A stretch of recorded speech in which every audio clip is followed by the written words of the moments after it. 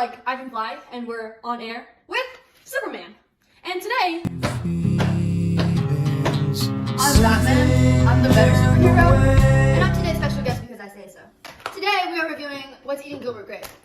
rude. Anyways, the classic film What's Eating Gilbert Grape, directed by Lasse Hallström, is about a young man named Gilbert Grape who finds his family as an inconvenience because he has to care for his obese mother, disabled younger brother, as well as his two troubling sisters. He struggles to find individual time for himself until he discovers someone who is accepting of this abnormal family. This involvement does in fact create a turning point for himself as well as the cinema entirely. The movie's development of its round and dynamic characters as well as its inspiring theme about support and love contribute to the realistic plot as well as emotional journey of Gilbert and his siblings. For the most part, the characters are dynamic and round. An example of growth within oneself is Gilbert Grape. He undergoes many life-altering situations, including his father dying from suicide, and the responsibilities left from that. The characters themselves more so began apprehensive and short-tempered, but reach a sense of patience in the end. I don't know what kind of character I am, but I do know I'm the main character.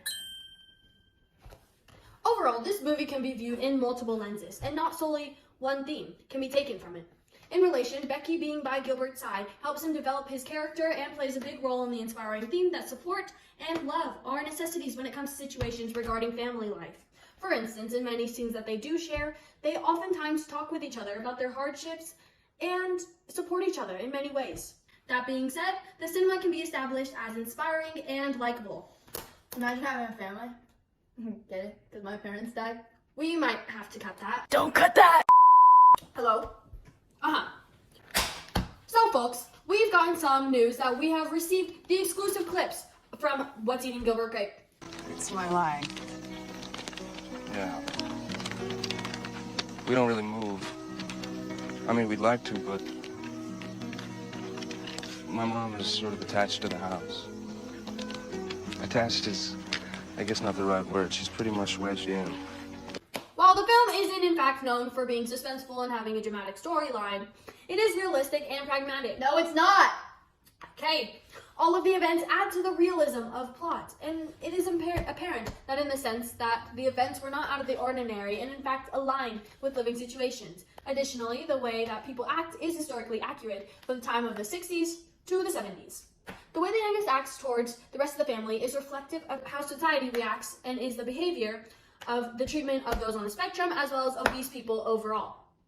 Finally, my turn to talk and ramble too much. Alright.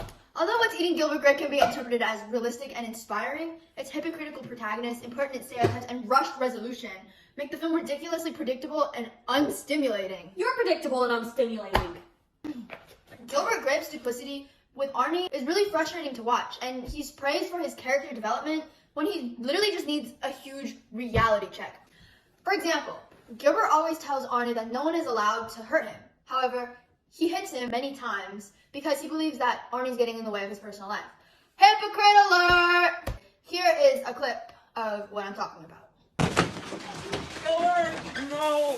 Gilbert, stop!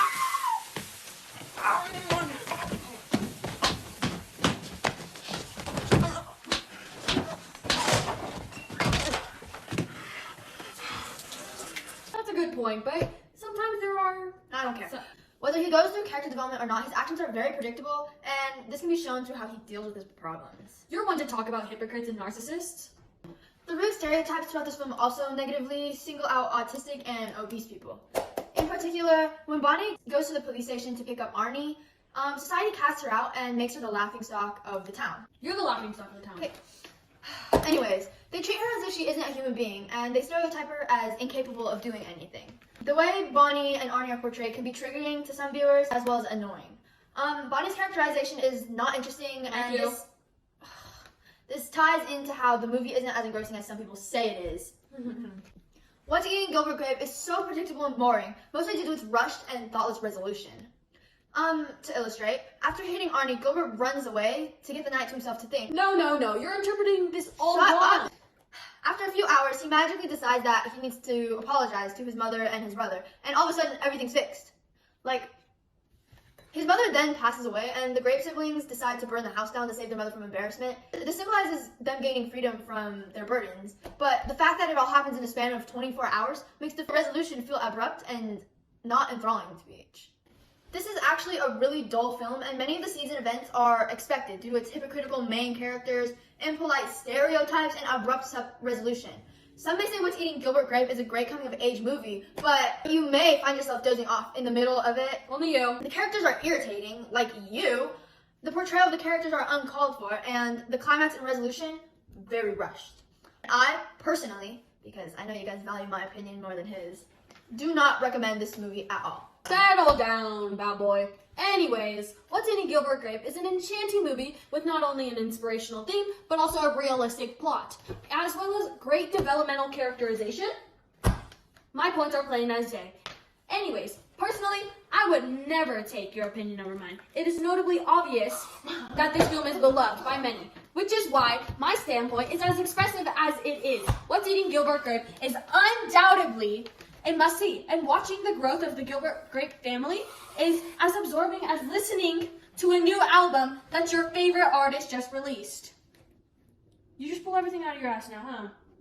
Well, I'm going to conclude that what has been said is all we have for you today. So please give a loud round of applause for my immaculate judgment, and wish a farewell to Batman Forever because Not he won't. back. Nope. Because we won't have to worry about seeing him anytime soon, or ever again, hopefully. With that said, thank you for joining me on my show today. No, this is And- Superman. Make sure to unsubscribe from Little Miss Supergirl over here. Flying off for now. Make sure to tune in next week when we review Batman vs. Superman, Dawn of Justice.